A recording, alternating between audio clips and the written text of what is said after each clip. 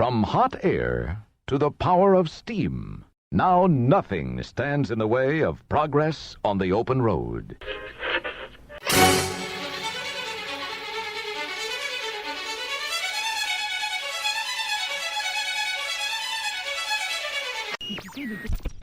I think I'd better tell you a story about another creature who's a lot like you. You mean perfect? Hot, ripped, and buffed? Veggie fruit, fruit, veggie, veggie fruit, fruit. Veggie fruit, fruit, veggie, veggie fruit. Here in Florida, we have something special, the blessing of science. There's enough land here to hold all the ideas and plans we could possibly imagine. WDW Radio, your information station. Hello, everybody, and welcome to the WDW Radio Show, your Walt Disney World information station. I am your host, Lou Mangello, and this is show number 410 for the week of June 29th, 2015. I'm here to help you have the best possible Disney vacation experience and bring you a little bit of Disney magic wherever you are with this podcast, videos, blog, live broadcasts, special events, books, tours, and more. Whether you're planning your first trip where you love digging down into the secrets, history, details, and more, there's something here for you. You can subscribe to the podcast in iTunes and find everything else at WDWRadio.com. This week, I invite you to travel with us into Walt Disney World's Magic Kingdom and a vista into the world of wondrous ideas, signifying man's achievements. A step into the future with predictions of constructive things to come as we virtually explore this futuristic city and share our top 10 things we love about Tomorrowland. I'll then have the answer to our last Walt Disney World trivia question of the week and pose a new challenge for your chance to win a Disney Prize package. Then stay tuned to the end of the show as I'll have more information about upcoming meets of the month and on the road in Texas this summer, as well as more of your voicemails. So sit back, relax, and enjoy this week's episode of the WDW Radio Show.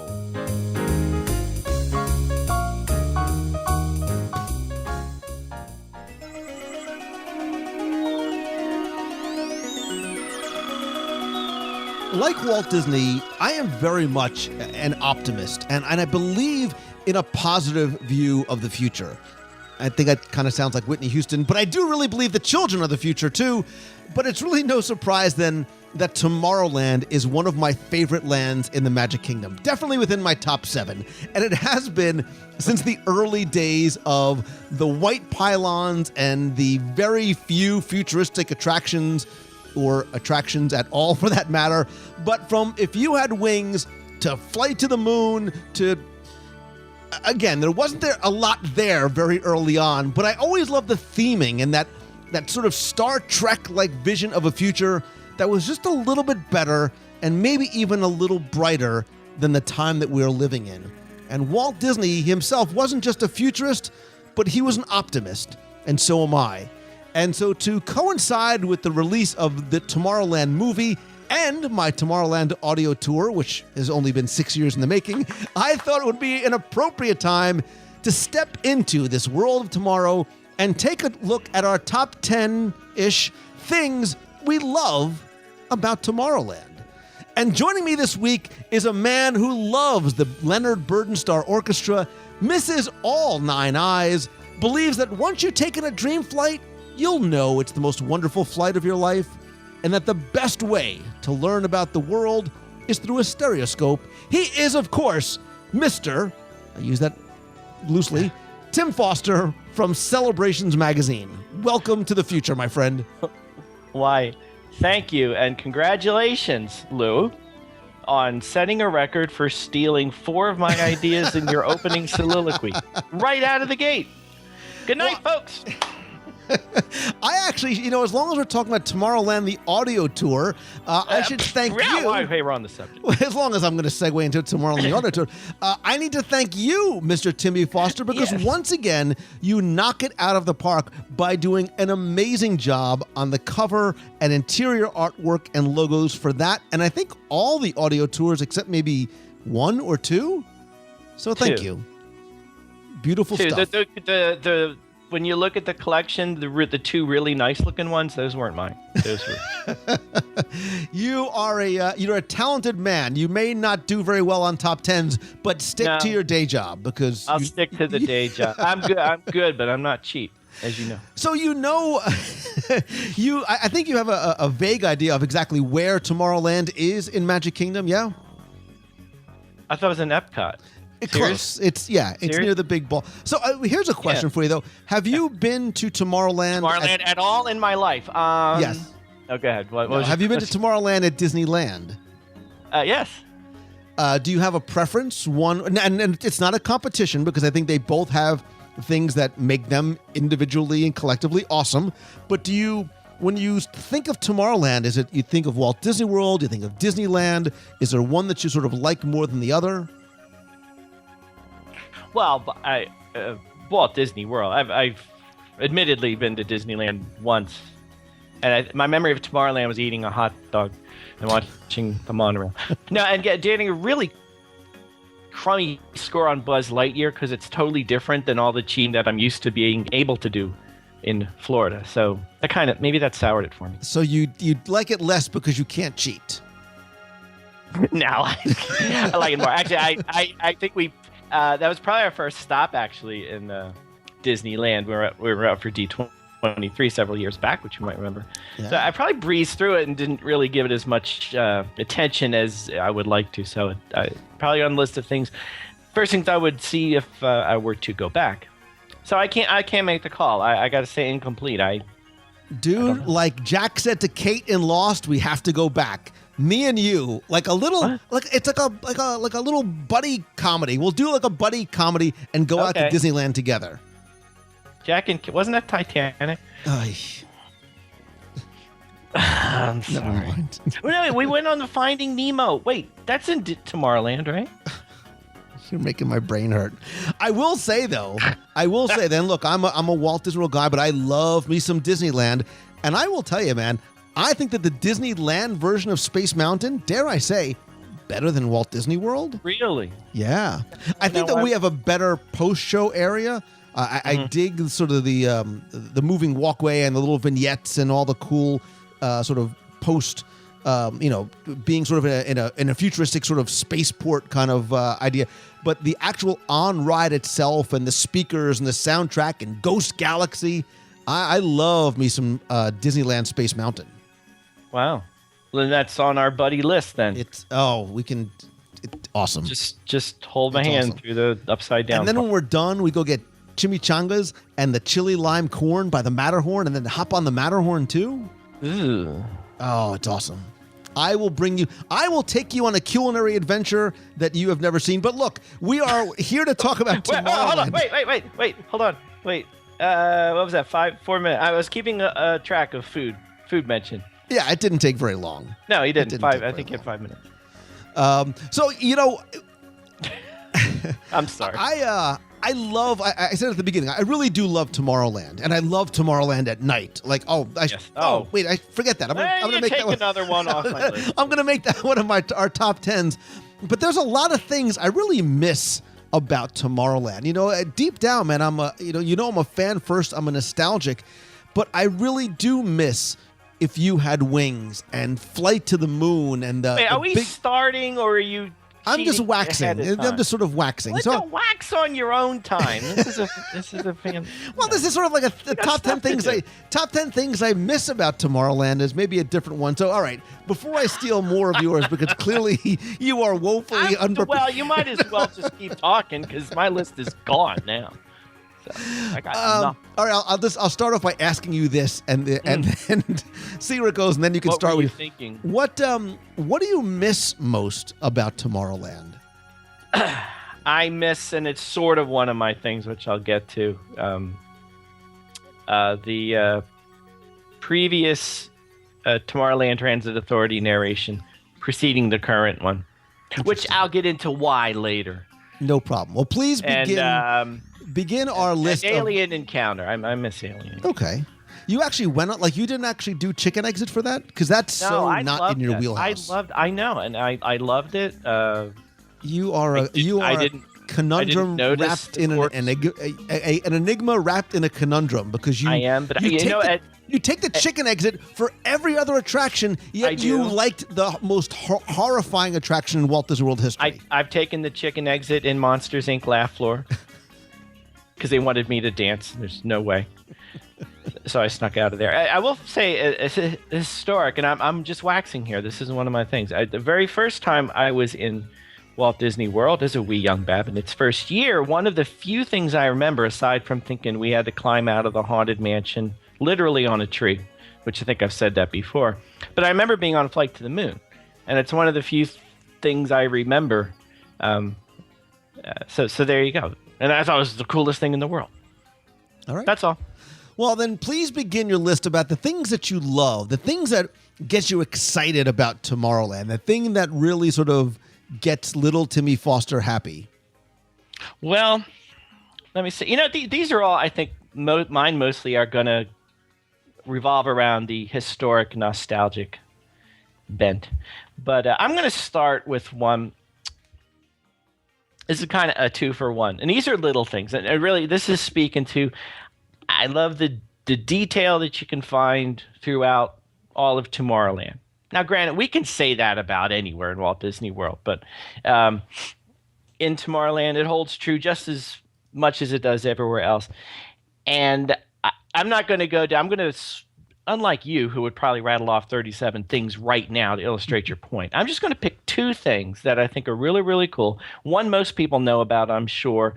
The other, I'm not so sure many people know about it. And they're historic references to the yesterday of Tomorrowland, stuff you can find all throughout the parks, references to old attractions, to significant dates and whatnot. And the first one, which I think, again, I'm sure most people are familiar with, but on Space Mountain, or onto the Tomorrowland Transit Authority to be more specific, as you go through Space Mountain, you'll see a sign for Starport 75, which, as we all know, is a reference to the year 1975 when Space Mountain opened.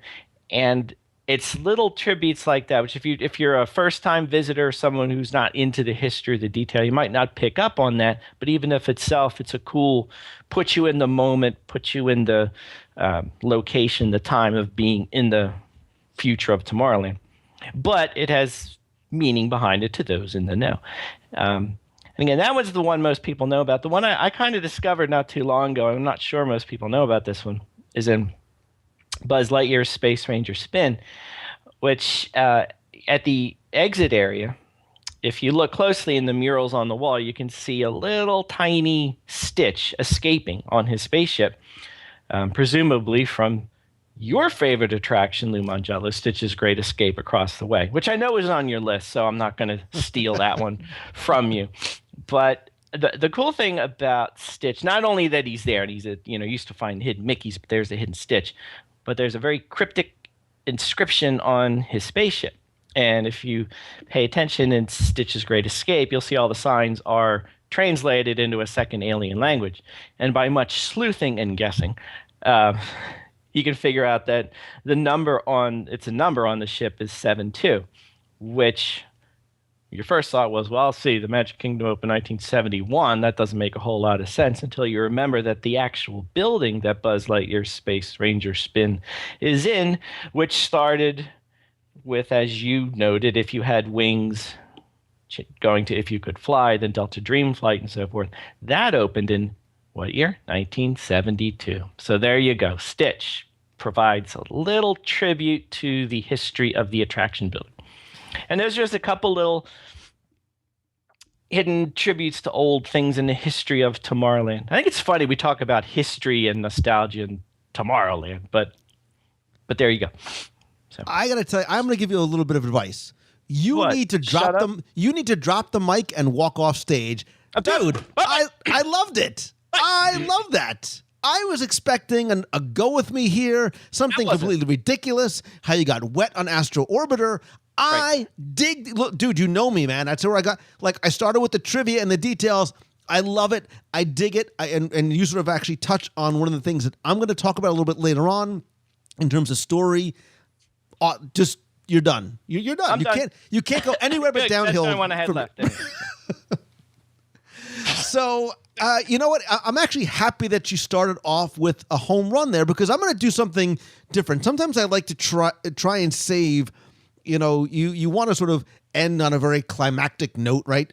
And I save sometimes the ones that I like best for the end. But I'm going to start off with the thing that I love about Tomorrowland, possibly the most, and it is a little bit sort of esoteric because it's not a thing per se, and it really is just two words, and it's Walt's imprint. What I mean by that is we talk about where Walt walked. We talk about Walt's influence, the things that Walt actually physically touched. Walt's imprint is so visible, it's so profound, it's so deep in Tomorrowland, and I don't just mean in the People Mover, I don't just mean in the Skyway and Carousel of Progress, but in terms of what Tomorrowland is and how closely connected it is to Walt Disney himself, right? He believed, I talked about this before, he talked and believed about, science factual and not science fictional, and this realistic options for space travel and future advancements and communication and technology and transportation. And he, on his TV shows like Man in Space back in 1955 and some of the other real world projects he did show that he wanted to bring to life in sort of a 3D form, not just his fantasy stories in Fantasyland and things that he had shown on film in terms of fairy tales, but he wanted guests to be a part of this wonderful age of tomorrow, right? They felt that science was just on the brink of making incredible discoveries that were going to benefit not just his generation, but their children and generations to come. And the attractions were really designed, and I'm sort of paraphrasing Walt, they were designed to give you an opportunity to participate in adventures that are really going to be a blueprint of the future, right? So to him, Tomorrowland almost in certain ways represented a city of the future, right? Well, 1986 was the future back then, but it wasn't about flying saucers or aliens and things like that. And I mentioned a couple of attractions, Carousel of Progress, how deeply Walt was involved and connected to that. The Skyway, the Skyway was nothing futuristic, but Walt wanted it in, and he thought about it as a transportation system, just like the People Mover, right? And I'll talk more about the People Mover, but the People Mover wasn't just an attraction. It was almost sort of a beta test to see how this transportation system would work. Space Mountain was a Walt Disney idea that unfortunately took after his death before they were able to execute on what his vision was. So we talk about places like Main Street USA or Liberty Square, but Walt's imprint runs very, very deep and will continue to run deep, pardon the accidental pun, into the future of this land. Can we just stop right now? I think we're done. I think we're done here. That's it. We got nothing else to say. No, that was wonderful. That was fantastic. Hold on, I'm Are you wiping away a tear? I'm wiping away a tear. Dude, I love me some Walt Disney, man. We all love us some Walt Disney. We love Walt, so. You made me think though, this wasn't so much a thing on my list, but you made me think of it, and I'm really winging this one. So this is a definitely go with me. This could be a real train wreck by the time I get to the end, because I don't know where I'm going with this, but. I think I'm kind of touching on what you said, and I'm thinking about all these things.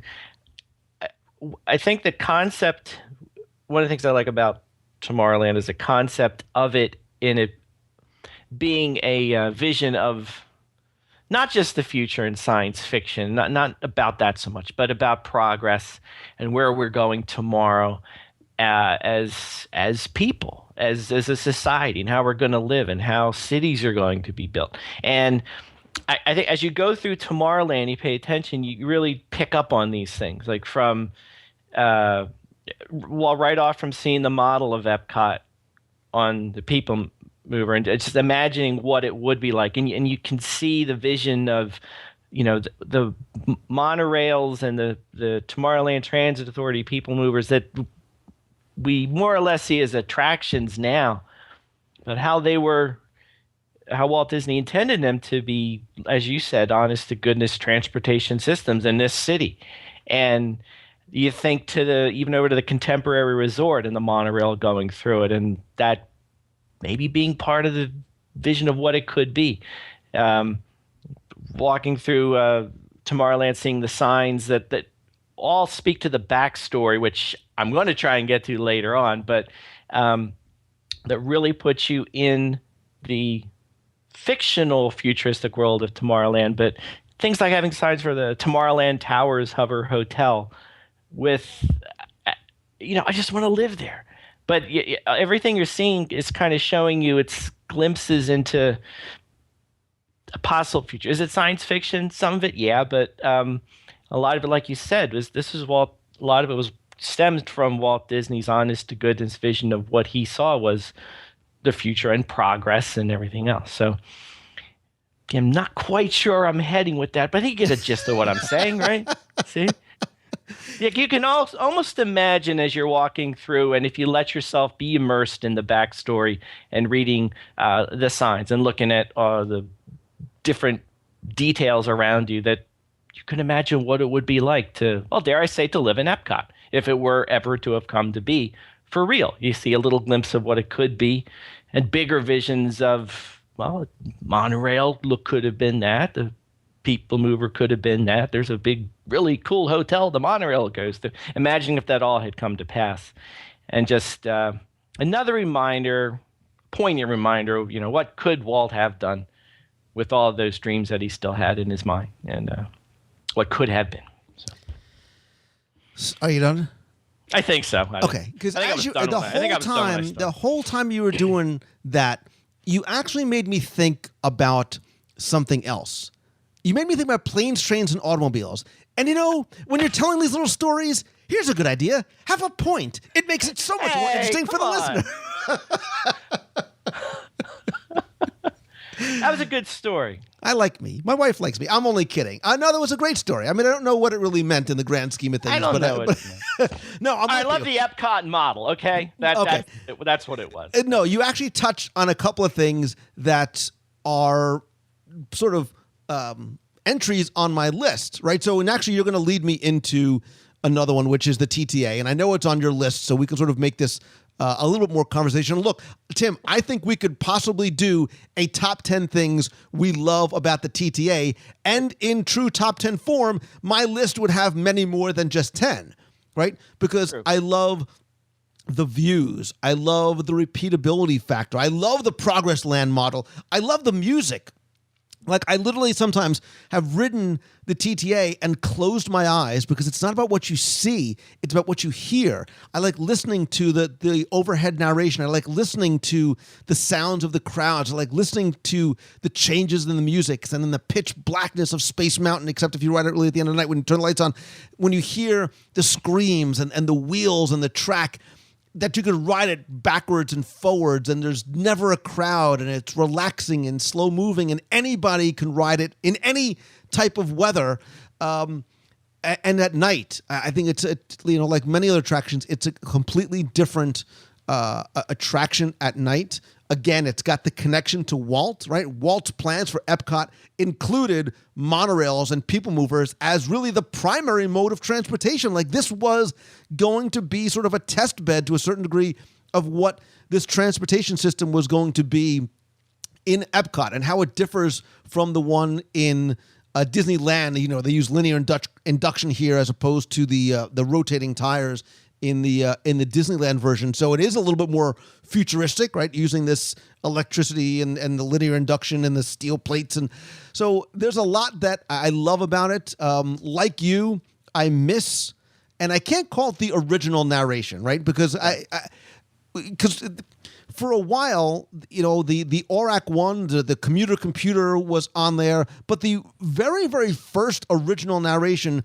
is very much like the one that we have now. It is sort of one that introduces you to the things that you see on there, right? Because that's what the Tomorrowland, the People Mover was supposed to do, was giving you a glimpse, like they did in Disneyland, giving you a glimpse of these new attractions in this redesigned lands. Well, here in Walt Disney World, it was the same thing. It was sort of like a showcase of the attractions that you're going to see. That being said, I totally miss and love and can almost recite word for word the narration that I think so many of us are so familiar with, right? Paging Mr. Morrow, Mr. Tom Morrow, keep your forward-facing tentacles inside the vehicle, the red line and the blue line and the green line, and that sort of will lead me to talk about the story of Tomorrowland a little bit more. But I could ride, and people ask me all the time, like, what's your favorite attraction in Magic Kingdom? When I go to the park slot, I'm not going to ride attractions, but 9 times out of 10, if I'm going to Magic Kingdom, I will get at least one ride in on the TTA. I agree. That's it. All you got is I agree. That's all I got. That's Well, I'm going to refute your point. Oh. Here. Yeah. So you hate the TTA. I can't. They need to rip that out. What? It's a waste of space. Stop it. No, I'm with you. That's a must go. And I was thinking of my favorite moments from the narration prior to the current one, and basically that's the one I more or less grew up with. So, welcome aboard, TTA travelers. I remember. Well, actually, one of the funnest thing. Did you say funnest? Did you say funnest? Yeah, funnest. Aye. Funnest. Where'd you go to school? At Radnor High School, folks.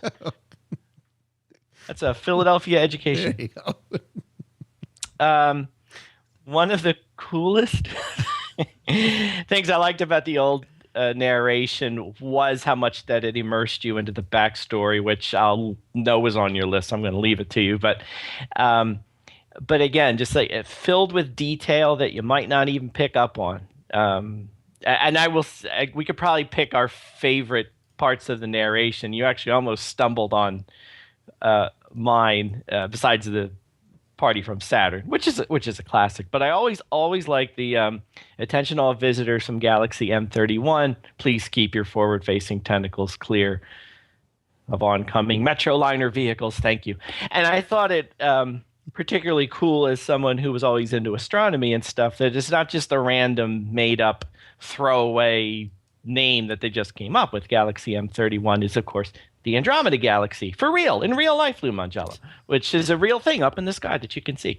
And it's just dropping into those little details, in this case, real, or in a lot of cases, fictional, with the red, the green, and the blue lines and hoverburbs and all that sort of stuff. But again, just all that detail that it really immerses you into the story of Tomorrowland. And that's really why I miss that narration the most, because first thing I do in Tomorrowland would go on the TTA, and it would just get you in the mood. It put you into the moment, into the place where you are to be, and you escaped to the future of Tomorrowland. You know, just like we go to Adventureland, you escape to the exotic depths of the jungle and so forth. This really took you away to another place and literally another time too. And the TTA narration did that so much for me, and I miss it. But I'm getting used to the new one. So, yeah, and again, I'm not trying to sort of... I'm not trying to diss it, but... No, and I'm not trying to jump ahead, too, to something else I want to talk about, too, but I think a lot of us, too, we have there's a sentimental attachment, right? Because we do remember whether a humanoid, robot, or alien passenger, we hope you enjoy your trip along the Tomorrowland Transit Authority's Super Skyway. Wow. And that was awful, but it was, No, that was fantastic. But it really did tie into the backstory of Tomorrowland, and that is on my list, so I'll touch on that some more, because I think when we lost the narration, we lost a lot of what that backstory was. And maybe as we look towards the future, we're starting to get away from it. But I want to tell you really quick, though, I do agree. The one thing I like, among the many things about the TTA that I still like to call it, is the fact that you can go anytime. Just hop on, go for a ride, go for 2 rides, go for 3. I will tell you that I was there over Memorial Day weekend, and I was there on the 24-hour Disney Insane-a-thon, which Insane-a-thon. Yeah, I had a wonderful time. It was a blast. It was fantastic. Me and I think it was 250,000 of my closest Disney friends. Half-hour wait to get on the TTA. Oy. Just never seen that in my life. I waited all. Like, it was their line was so long. It wasn't a line after a while. It just kind of meandered out into Tomorrowland, and they had cast members with flags trying to signify where the end of the line was. And at one point I saw there were two ends of the line, and neither one was clear which really was the end of the line. But yeah, when you see a line for when they're queuing TTA and there's a guy at the end with the flag, you know the park is busy. Yeah, or it broke down. I think we got hit with it was busy, and I could see it had also broken down. So it was a double whammy, but still well worth it. But not a good time to give the old, hey, can I go around one more time when you pulled into the station? Because there's people waiting for once. But it was a blast. Anyway, back to you. I stole your next one. Oh, is it back to me? I didn't realize that was. Yeah, you just pontificated on my wonderful entry, and Well, so all right, so I mean, stole my whatever. Our list is very loose because a lot of these really are. One is sort of leading into or playing off the last.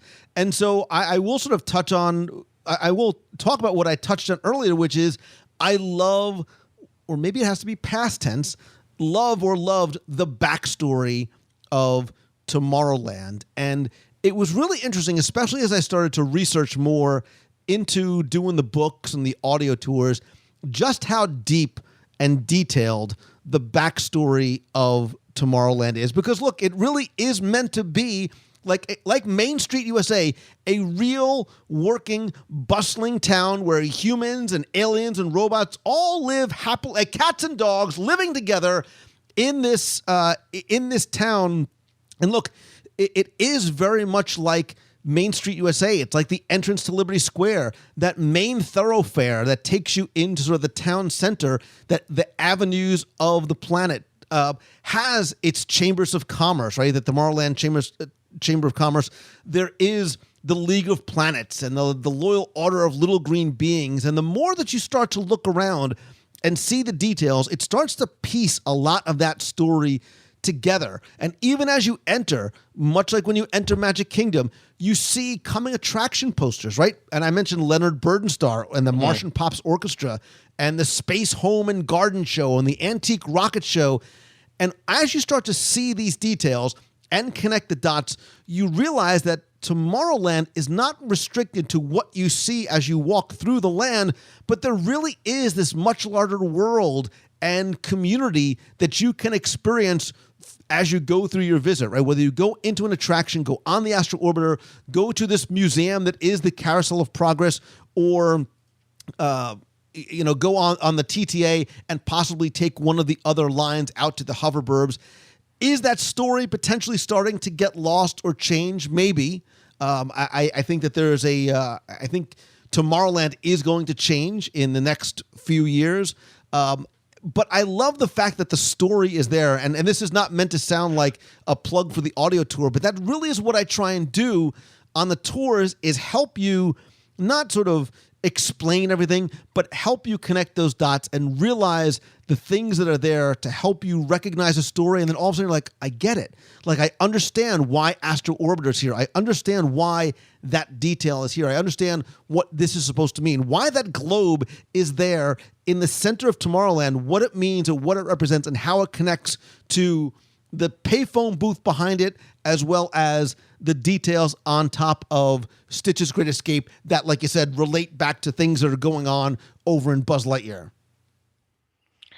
Wow, you killed my list there. That was fantastic. I get excited. I'm sorry. I get excited. I know. You're like a little kid in a candy shop. I am. Listen, man, I am a 7-year-old kid trapped in a 40-year-old body. So...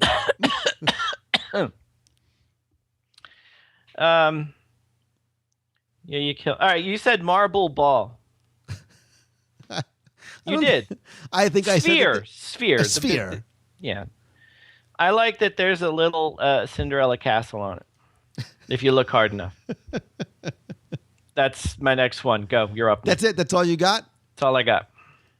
You're not going to talk more about what you're referring to or where it is or what this thing really is? Because look, man, the devil's in the details. So as you're walking down the Avenue of the Planets into the heart of Tomorrowland, you may notice a large marble sphere perked majestically off towards the pathway towards Fantasyland. or the other side. I forget where it is. But anyway, if you spin it around, you'll find that it's actually supported by a high pressurized jet of water that if you took the marble sphere off would jet 10 miles into the air. I kid you not, Lou Mangello. But if you spin it around enough and you see all the stars and constellations, you'll see there's a little Cinderella castle on there. There, is that more eloquent? Was that better? I just like the fact that it's a map. That's why I was trying to lead you in, man. It's a map. Is that what that was? I don't know. I just spin it around, see how fast I can make it go. Well, and the interesting thing too is it's a map. It's a sphere of the galaxy. And look, there's like you said, there's a Cinderella castle. There's a Route 66. I'm happy to see it's still going on. There is the 5 from out in Anaheim. But it is, and it's funny that things like that. Like you need to have a physical map, or even better yet, as long as we're talking about things like backstory and details, the Metrophone booth that's right near there, which was actually used to be one of 2, like in the vision of the future, they can see all these great, fantastic things, and you could be teleported and transported and rocketed here and there, but you're still going to go and pick up a newspaper and like need a telephone booth. They never would have imagined a cell phone in the future. Who would have thunk it? Who'd have thunk it? So, as we're taking pictures of it with our phones. Exactly. It's so meta. Like, oh, it's so meta. And actually, I held my hand up there like I was doing it as if everyone out there could see what I was. Apologize for that. So that actually, so you know what? That's actually one of my other things on my list. Like, in addition to things like the sphere, the globe, the map, whatever it is, I love the robot newsboy. Like, I love the Metrophone booth because it is all connected to this sort of galactic communications network. So if you go to, I can't even call it the queue, the entrance to the People Mover, you may have never even noticed the robo news vendor that's giving you up-to-the-minute news. Again, not on your mobile device, but you actually have to go and buy a physical paper. But if you really take the time to look or listen to the audio tour, you'll see that there is a tribute to the original newspaper that used to be there that actually referred to the old excess teleportation demo, which was there before Stitch's Great Escape came in 2004. And now it talks about, Stitch escapes and what's going on. But it is written in that funky, stitchy little language. And it's cool, man. I dig the details because listen, like the Marvel Cinematic Universe, it's all connected. The Robo Newsboy is connected to the Metrophone booth, which is connected to the map, which is connected to stuff that's going on the screen at the Tomorrowland stage, Stitch's Supersonic Celebration, We Hardly Knew You, Rest in Peace. But all those details, all those stories are very, very, very intricately connected. And as you start to see them, you're like, oh, I get it. And they make reference to things like Nine Eye, and they make reference to the Timekeeper. And I dig that about Disney, man. Yeah. Oh, you're so profound in your response. Yeah. So when you say yeah, does that mean you've got nothing else? No, yeah means, how could I possibly say that any better than you did? Well, like this. So, connecting the dots, it's all good. It's all great. It's all wonderful. It's funny because I think like every land you can say, and I don't know, we could talk about this. Like every other land in the Magic Kingdom, not even talking about the parks, you can talk about the same kinds of things, like all the little details, all the connections, all the connect the dots. I don't know. Would you say Tomorrowland is the most, or was, particularly with the prior TTA narration, but maybe the most detailed or the most thought put into the backstory? I think that or is that that's a tough call. No, because I think if you go through and, let's sort of use the take your time, look up, look down, worry less about the attractions than the details. I mean, when you go and you see details at, the Coca-Cola station on crates sitting out front that are just there, they're just sort of physical props. But if you look at the details on the crates and translate certain things and understand what it means and how it connects to not just, real planet Earth, but to the story of Tomorrowland, and start putting all of the, what they really weaved the story together, I think, seamlessly in terms of making this feel like a real working spaceport that people live in. And I think that you're right. I think in terms of connecting all those dots together, I think it's done very, very well. It's very subtle. You got to work for it. You got to really go look for it. But in terms of, everything speaks in Tomorrowland. Even trash cans. The trash cans. No, they're not there anymore. But I don't Too see soon. there still. Too Where's soon. Push? Push is on vacation. Push is on vacation. Push is on vacation. I miss Push. But I for the next one, to get off of the history and detail for just a second, because I'm with you. But there is one thing about Tomorrowland, totally unrelated to its backstory, that I always thought was kind of cool, kind of a tip thing, and I wanted to share it with people. Because I actually ran across it on my last trip down there, which was pretty neat. As you're wandering through Tomorrowland, and it's about time for wishes to go off. One of the things I think is really cool. I mean, if you see wishes in all of its full glory, you of course want to be on Main Street with the castle in front of you. But I did stumble upon, as you're making your way from Tomorrowland towards Fantasyland, and you go by Cosmic Ray Starlight Cafe, and you're on that path, you actually get a really incredible view of wishes right there. And the music's pumped in, and there's usually nobody there because nobody really thinks of going there, or they're on their way to Fantasyland to get a good spot. And as long as you get out of the way of the odd tree or two, I've been there a couple times, and it's really amazing to see wishes from within Tomorrowland. It's kind of a different experience from when you're on Main Street and in front of the castle and seeing it as it's meant to be seen. But now you're in the retro future world of Tomorrowland and seeing wishes. It's kind of a neat juxtaposition of eras or something cool like that. But guess what it's coming down to? That's a cool spot to watch wishes if you don't happen to be on Main Street at the time. And by the way, go into Cosmic Rays, get yourself some chicken nuggets and a bunch of ketchup, sit down, have a good time. No one will bother you. You'll have a great view of the show. And you don't see all those pretty lights on the castle, but that's okay. You can see all the pretty lights in Tomorrowland. So I do love me some Cosmic Ray. I do. You love and his Cosmic Space Angels. Who doesn't love the Space Angels? Oh my! I was waiting for you to start to sing a little, background. He's the biggest little star in the galaxy. Oh, that. Sorry. What I love about Cosmic Ray is this almost could have been on the list. It is now. It is now. I love the hidden stage.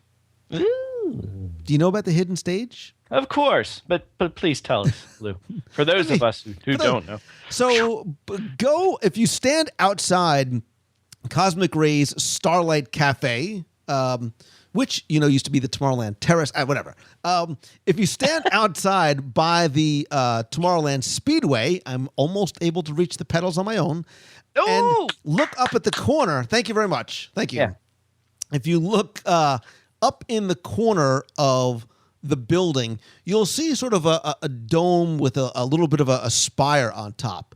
And you might think it's just there for aesthetic purposes, but what that's actually for is to accommodate the stage. Because there's actually not to spoil the magic, spoiler alert, there's actually two stages. So when you see Sunny Eclipse performing on sort of ground level, what used to happen, and it still happens sometimes during Christmas or some special events, there used to be a lot of live acts that used to perform. I mean, when I say live acts, they had country western music, which I don't know why it fits in Tomorrowland.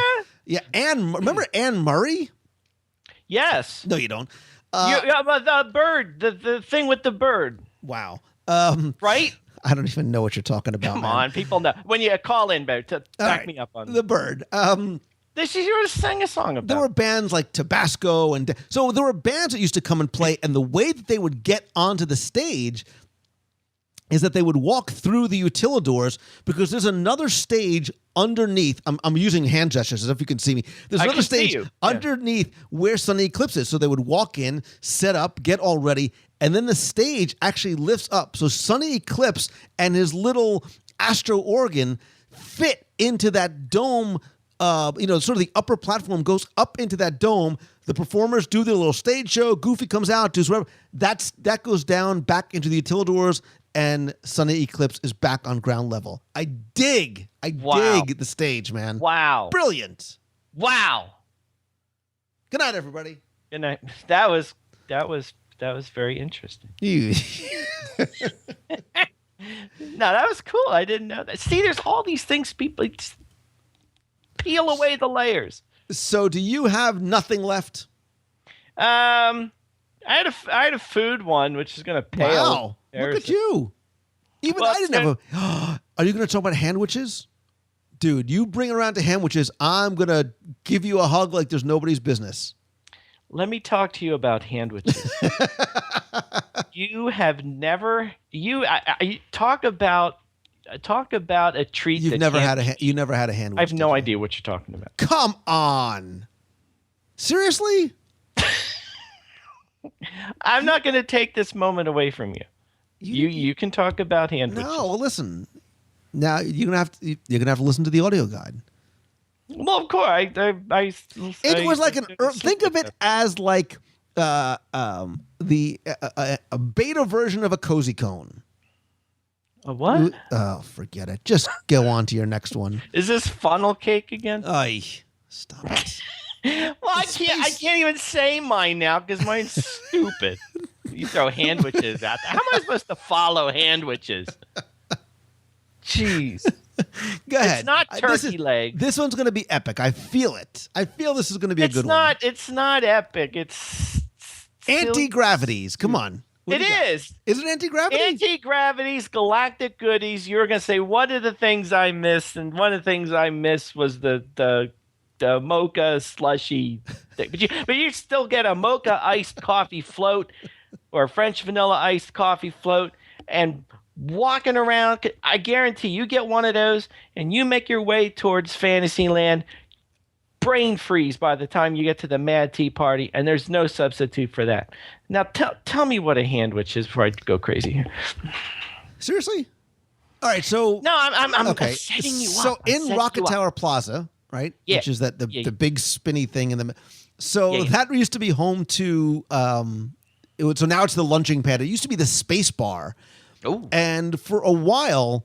I think while it was sponsored by like Sun Giant, they had handwiches, and you can get them in a couple of places throughout the parks, including Fantasyland, which was basically a soft cone that had, ham or turkey or tuna or chicken salad or vegetables.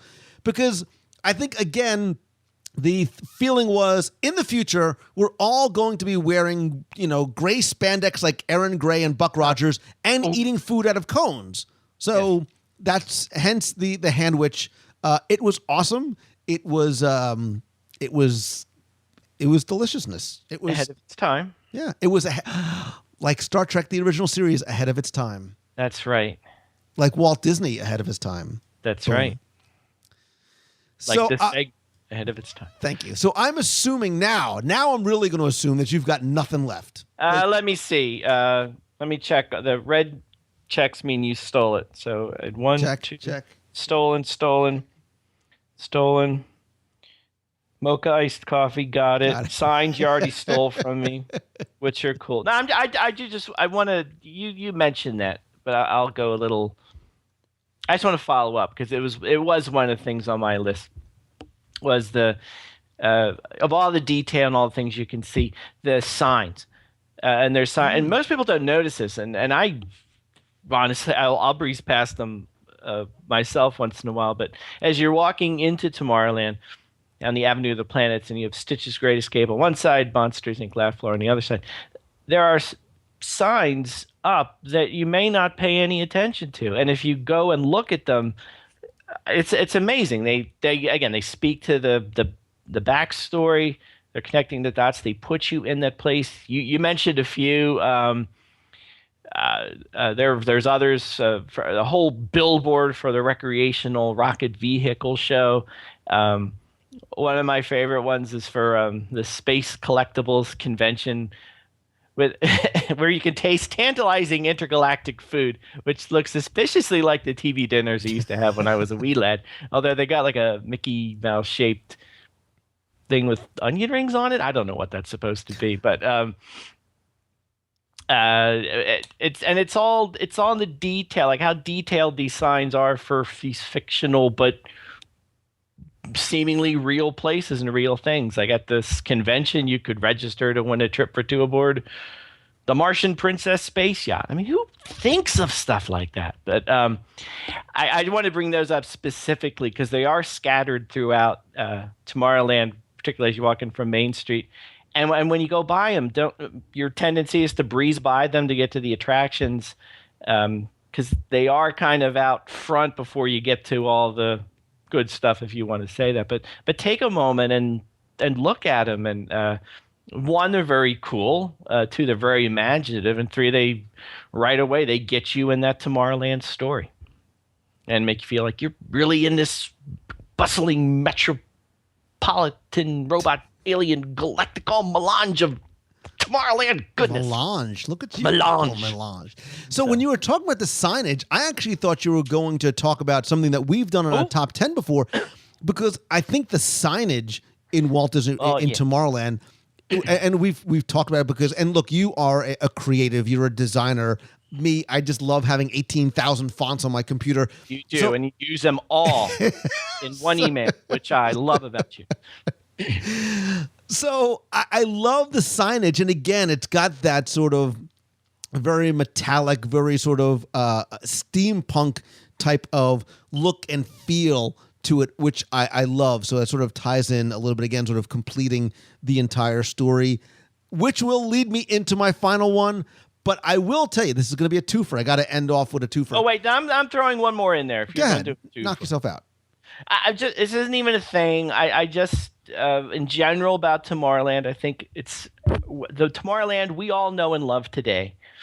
As we talked about, takes place in this fictional retro vision of the future.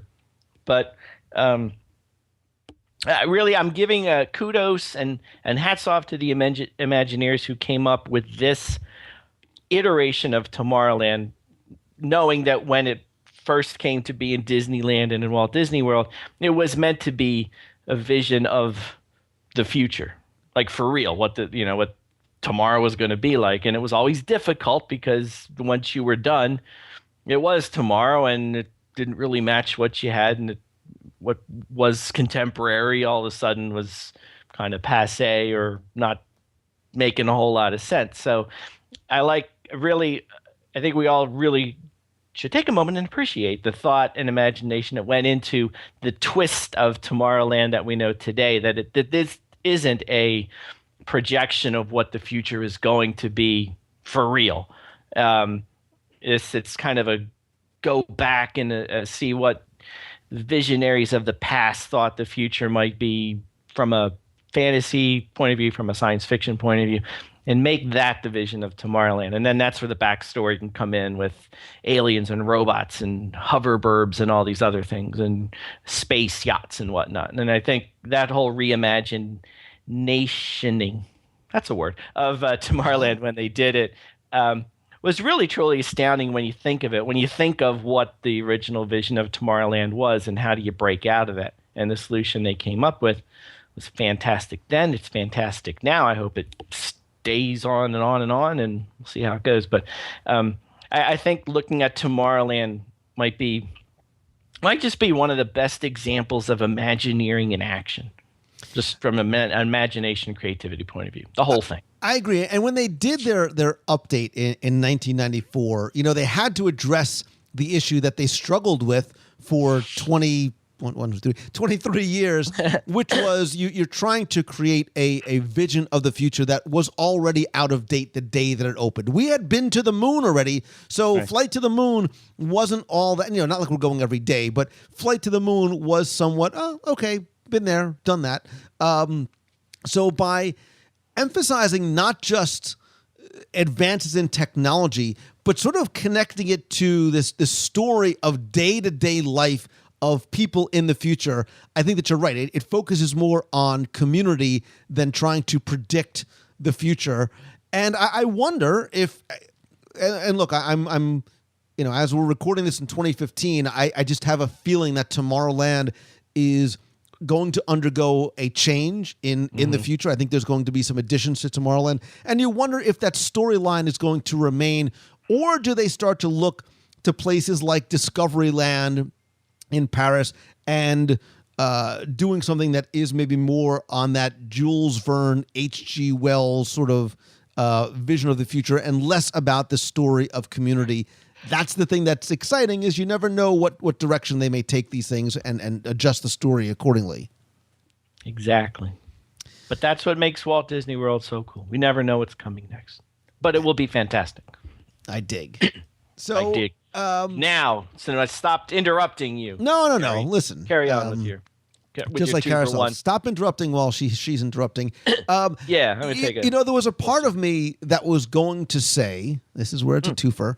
One of the things I love about Tomorrowland is actually sort of not in Tomorrowland at all, because I think that the sort of hidden pathway to Storybook Circus is one of those little hidden gems that so many people, they either don't realize they can go there, and you get beautiful views of the train. If you're a photographer, you get great unique views of the train and Space Mountain, the TTA. It's a nice little shortcut. It's a relaxing little walk.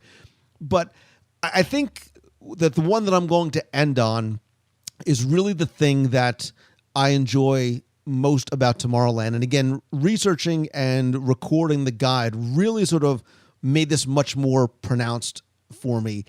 And just interestingly, Tim Foster, in this entire discussion, I don't think either one of us said, other than the TTA, we didn't talk about Space Mountain being our favorite. Carousel of Progress. We didn't talk about attractions. Right? We talked about sort of these conceptual things, these intangible things, the details.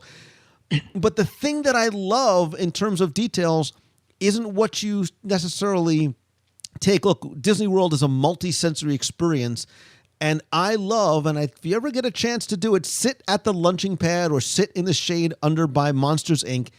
and close your eyes and just listen.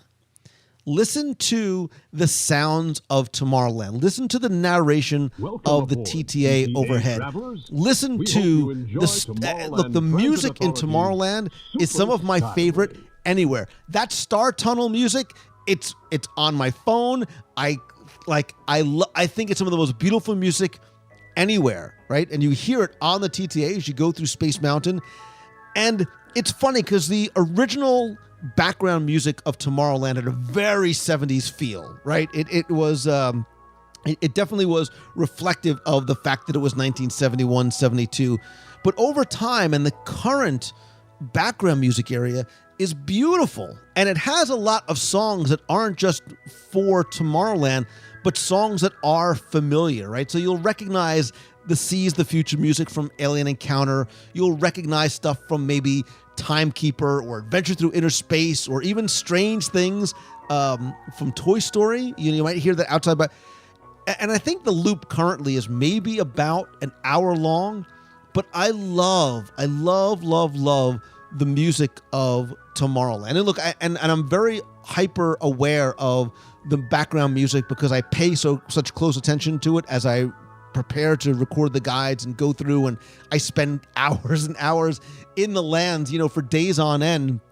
But I really like how the story, how the music sort of evokes a unique feeling here, right? The same way that the steel drums and the Swiss polka do in Adventureland and the American, folk music in Frontierland and the music of Liberty Square. But there's something about it that's very sort of, it's very uplifting. It's very optimistic. And it's the sense that you can get even from the music of Tomorrowland. And I know maybe I'm because I think about it more and I just pay such close attention to it. And I like the fact that you can hear music from Carousel of Progress. You can hear music from some of the old attractions that, again, were sort of anthems for what Walt Disney believed. He believed there was a great, big, beautiful tomorrow. He believed that now is the time. Now is the best time. I almost broke out in song. But so I'm going to, I want to end off with the music of Tomorrowland. And look, if you haven't sort of paid close attention to it, go there and close your eyes and listen to the music and listen to the sound effects that they put in there. Listen to the sounds of the arms and the pneumatic of the pneumatic tubes and stuff of the Astro Orbiter as it comes down, and that clunk, clunk, clunk, clunk of the TTA as it goes by overhead. Like, there is something about those mechanical sounds that I just find that's just, I don't know how to describe it. It's just fun, and I dig it, and I love the background music, and that's all I got. That's wonderful. It's all about the music. It's all the about music the music. makes it. It's all about the music. And when you're on the TTA, don't tell anybody, but take your shoes off and put your feet up. Stop it. Shh. Would you do that? Would you? Let me ask you something. If you went to Walt Disney's house, would you take your shoes off and put it on the furniture? If he did first, I would think Walt would be a take your shoes off kind of guy. Do you? Like, if you went up, so if you went up to Walt's apartment in Disneyland, you just sort of kick back, open up a Schlitz malt liquor and put your feet up.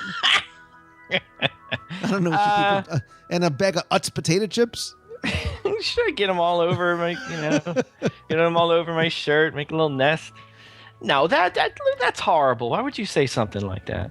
Michael Iceberg. Please keep your shoes on and keep your hands in the car. Remember Michael Iceberg? People. You don't even know. Remember who? Michael what? Iceberg. Michael Iceberg. You don't remember Michael Iceberg? Sure. No, you don't. No, I don't. Whatever.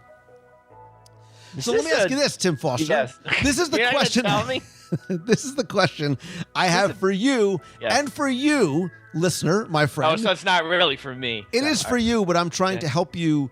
It's Get out of this web. Yeah, I'm trying to end this for you. And this is easy. You can't. Dare I say, barring something catastrophic, you can't screw this up. What's your favorite attraction in Tomorrowland? Splash Mountain. See, you thought I couldn't do it. Are you asking me or everybody? I'm asking you, but I'm also asking everybody. I care less about your answer than I do about the answers that I want to hear from the listeners, who, by the way, can answer by tweeting me at Lou Mangello, by going to the comments at WDWRadio.com and click on this week's podcast, or better yet, call the voicemail at 407-900-9391. Tell me, sing it, sell it, call me from tomorrow, call me on the TTA, even better. Those are the answers I care about. Tim Foster, just for fun, I want to hear yours anyway. You know what would be a fun proviso on this? You can't say the TTA.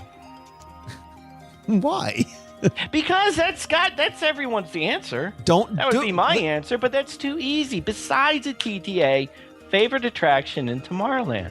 I think that's a But what if the TTA is not your favorite attraction? Well, then you didn't really pay attention to the show then. But listen, I say this all the time. Stitch's Great Escape is somebody's favorite attraction. Yours? Close. It's a close second. I would say I'm throwing the TTA out. I would say. Can I use a closed one, or do I have to do a current one? Both. You can give me your current one, and then I miss Timekeeper. Oh, very much. Don't we all? Yeah, and I like Buzz. Why not? Because I cheated once and got my high score. So cheating means the ride broke down, and I just shot somebody's eyeball for 20 minutes. Nice. I did go on the Tomorrowland Speedway. I made myself go not too long ago because it had been a long time, and I was scared. You know that there's no chicken eggs on the Speedway, right? Nah, I tried to drive off through Fantasyland, but yeah. Anyway, it didn't work. So I just got out and ran. So you know what? You, the listener, I want to know, what is your favorite? right?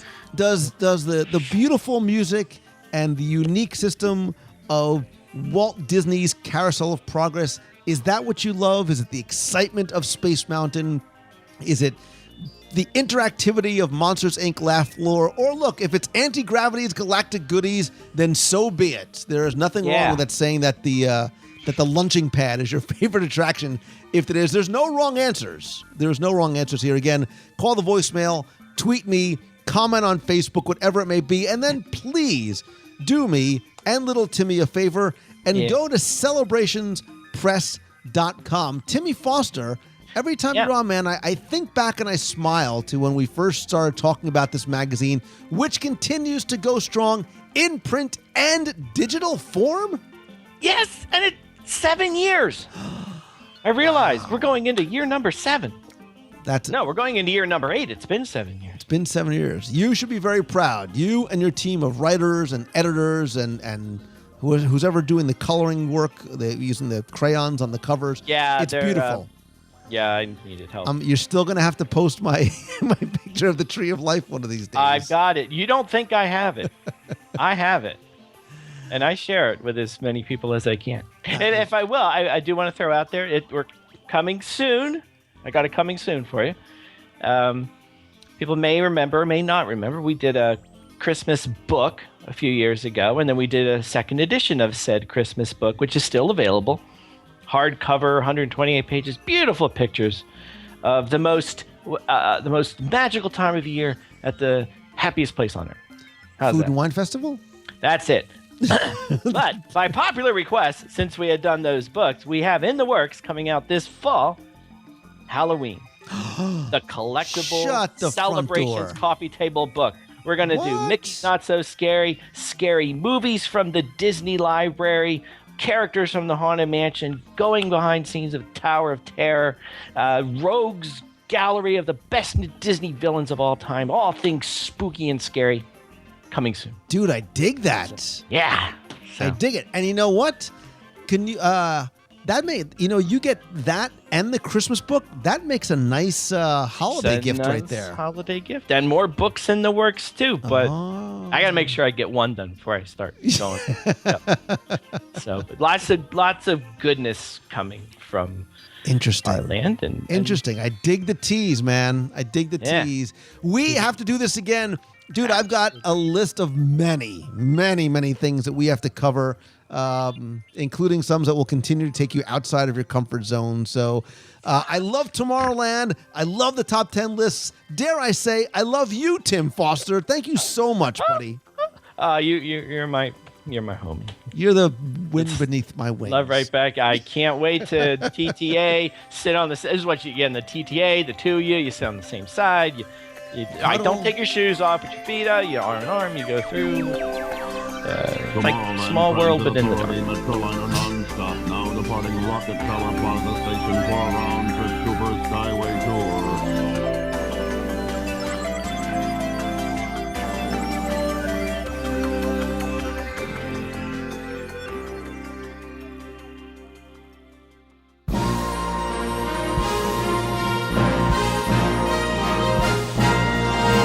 It's time for our Walt Disney World Trivia Question of the Week, where I invite you to test your knowledge of some of the details in the parks, resorts, not just that you can see, but sometimes even those that you can hear. And if you think you got the answer right, you can enter via email for a chance to win a Disney prize package. Before we get to this week's question, let's go back, review last week's, and select our winner. So last week, of course, the topic eventually, very quickly, turned to food, and we were talking about some of our favorite breakfast spots in Walt Disney World, and one of the ones that I mentioned was originally known as the Coral Isle Cafe, and so all you needed to do was tell me what restaurant was originally known by that name. Again, thanks to the hundreds of you who entered, got this one correct, and you either know and love your Tonga toast or your Polynesian resort history, because you know that the Coral Isle Cafe opened with the Polynesian on October 1st, 1971.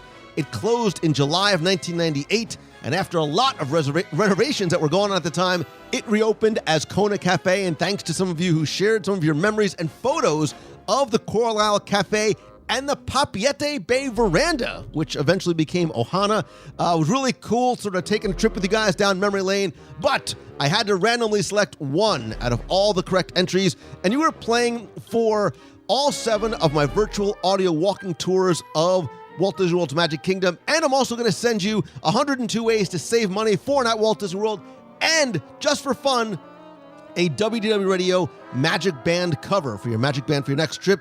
And last week's winner, randomly selected, is Audrey Edwards. So Audrey, congratulations. Thank you guys for playing. If you played last week and didn't win, that's okay, because here's your next chance to enter in this week's Walt Disney World Trivia Challenge.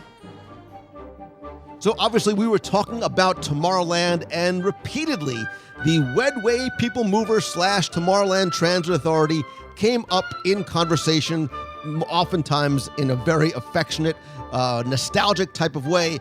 And so let's sort of test your knowledge or your Googling ability and your sense of nostalgia, because originally, when the Wedway People Mover opened in Tomorrowland and Walt Disney World, it had a corporate sponsor different than the one it currently has.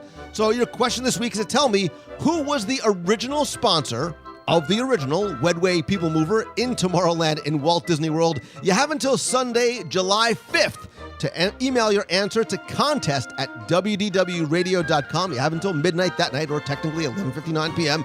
Email your answer to contest@wdwradio.com. This week, I'm feeling generous. I'm happy. It's July 4th weekend, so you're going to get all 7 of my audio walking tours to the park, and 102 ways to save money for an at Walt Disney World book, and a Magic Band cover, and because it's Tomorrowland, I'm going to send you one of the coveted Tomorrowland pins. So good luck, and seize the future. And good luck. And have fun.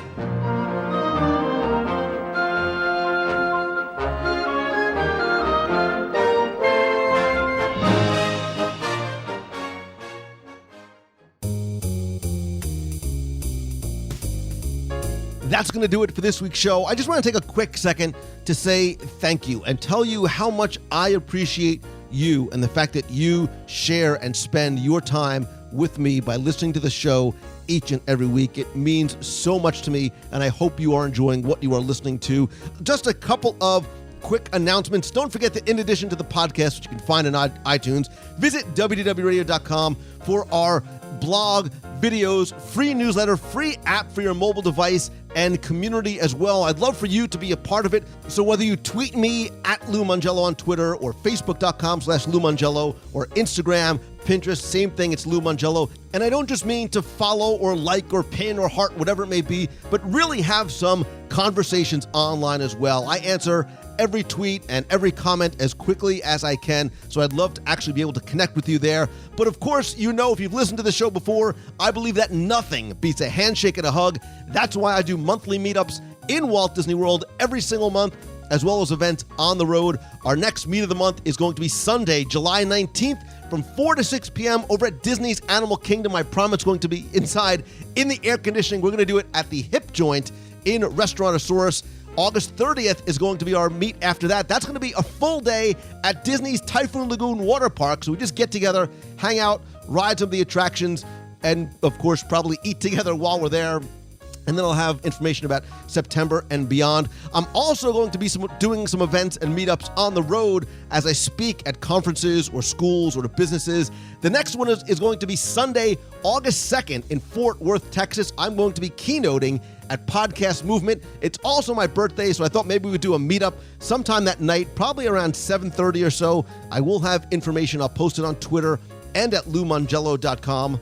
And if you are going to be at Podcast Movement, I'm going to be hosting a one-day mastermind workshop to help you start or grow your podcast or build your brand or business. You can visit podcastersworkshop.com for more information. Or if you're not coming, but you still want to work with me to maybe turn your passion into your profession, go to LouMongello.com and click on the Work With Me tab. See how I can maybe help you there. And stay tuned for other events coming up, not just in Walt Disney World, but around the country as well. Quick thanks to Mouse Fan Travel. They are my official and recommended travel provider because it's who I use. They give you not just all the available discounts, but an incredible level of personal service, all at no cost to you at all. can find them at mousefantravel.com. And of course, Tim is over at celebrationspress.com. Don't forget that if you want to help the show and be part of the WDW Radio Nation, you can visit wdwradio.com/support. It is completely optional, but a great way for you to help the show and get exclusive rewards like monthly scavenger hunts, access to our private Facebook group, custom Magic Band covers personalized with your name on it, logo gear, backpacks, shirts, care packages monthly from Walt Disney World, live video group calls, and lots more. And don't forget that a portion of the proceeds will go to the Dream Team Project to benefit the Make-A-Wish Foundation of America. Thanks to all of the new members, including Nathan Greenwald, Linda Raymond, love Linda and Frank, Robert Behan, and Ankur Agarwal. Really do appreciate your support and your friendship. Again, wdwradio.com/support.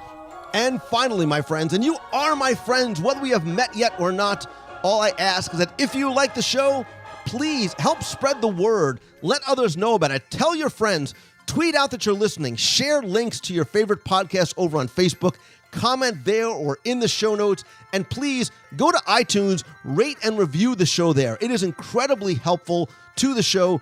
Thanks to you, we have more than 1,000 reviews. Please keep them coming. Again, you can visit wdwradio.com/iTunes for a link and instructions on how to do it, or just search for WDW Radio in iTunes. And once again, thank you all so much for the permission and the blessing of being able to share my passion for Disney with you through the show and so many other ways. I could not do this without you, and for that I am so very grateful. And like Walt and Tomorrowland, I hope that you look forward to a better and brighter future. And remember, there's no reason to look back when you have so much to look forward to. And as Walt said, always keep moving forward. Thank you again so much. I hope you have an insanely happy, fun, and inspired and positive week this week. So until next time, love you guys. See ya. Hi, Lou. My name is Amanda Riles. I've been listening for about a year now. I'm usually based in Tallahassee, but right now I am sitting abroad in Italy. Great food and all that stuff, but I get really homesick over here, and I have to say that your podcast helps me more than you probably realize. I grew up in the Disney area. We had season passes when I was a little kid, and we went all the time, and we actually went right before I came over here. And thinking about Disney reminds me of home and of my family and all of the really good times that I have. So I just wanted to let you know how much you help me while I'm over here and when I'm over here alone. So it makes you and everyone who calls in and the group, I've never been in any of the live chats because the timing doesn't work out, but all of the support that I feel like I get from all of you guys, even though I haven't met any of you, it really helps me not feel so alone and feel like there are people out there who make me feel good. So anyway, I just wanted to share that. I was really hoping that the next meet of the month was going to be at the outside bar at Trader Sam's, because then I could actually go. But I guess I'll catch the next one that's outside of a park. So, well, I look forward to meeting you then. Good luck to everybody, and thanks a lot. Bye. You've got a friend in me.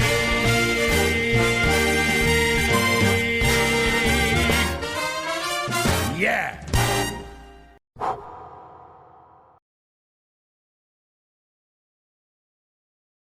As you exit, please stand on the dark area of the platform and watch your step. Thank you.